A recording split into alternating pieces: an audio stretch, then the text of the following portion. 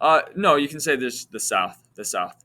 Okay, so when we look at what's going on with Russia and Ukraine, so now there's 12,000 North Korean troops that are going to Russia. And so with that, basically Pyongyang, that's like the capital of North Korea, they're expected to like help Russia's military. So basically you have North Korean soldiers that are going to help like Russia in the fight against Ukraine.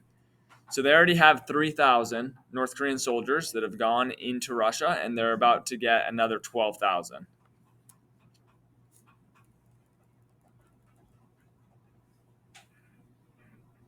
Okay, and so what this is National Security Council for the U.S. He said that basically those soldiers are fair targets for the Ukraine like military. Basically, the argument is like if North Korean soldiers are going to help Russia, it's like Ukraine's going to be fighting these North Korean soldiers.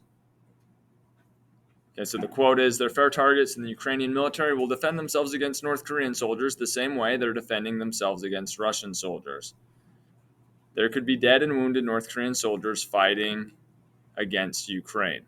So just understand the alliance that North Korea and Russia have. They're both like communist countries. Uh, Both of them, like they don't really trade well with like the U.S. and then a lot of the European countries. The way that a lot of like rivalries with countries work, that it works now, it's like the U.S. and like Britain and France, like these countries, and Canada, these countries that are like allies and trade with each other, they'll kind of like boycott countries that they don't like, countries whose actions they don't approve. So like Russia or North Korea or Iran, they'll basically say like, hey, let's not trade with them, let's not do any business with them.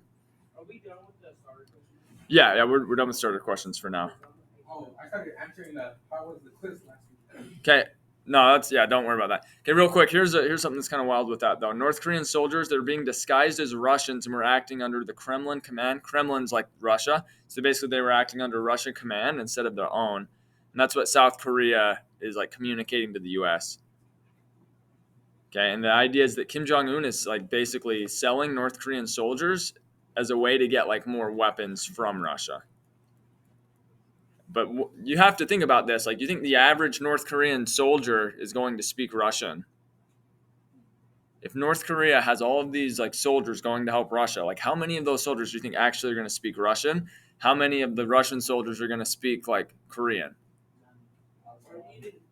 Very, very few. Yeah, and if they don't speak, if they don't have like some kind of, sometimes you have people with two different languages and they might both know English, and so English is kind of their common language that even if they're not perfect in it, they can kind of communicate.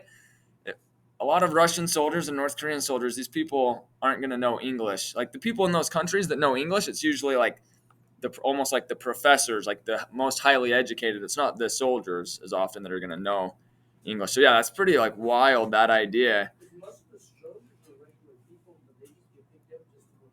Yeah, a lot of soldiers in all countries, not just the U.S., but a lot of soldiers in like all countries, like a lot of just regular people, right? And so that's going to be difficult for them to be able to communicate. But that's pretty crazy, though, just this idea of countries teaming up. Also, Russia and North Korea, they also sometimes are friends with like Iran. So yeah, it's kind of wild. Just like you have kind of alliances of countries, and so you have like China, North Korea, Russia, like Iran, like they're all kind of friends, but China doesn't always support everything Russia does. But then you have like the US, Canada, Britain, France. Then you have some countries that are kind of in between it. It kind of depends on who's in power, who they'll side with at different points. And that's some of like the Latin American countries where you have like Argentina, Brazil. But yeah, kind of interesting stuff. This idea that North Korea is sending soldiers in to fight with Russians. That's not a good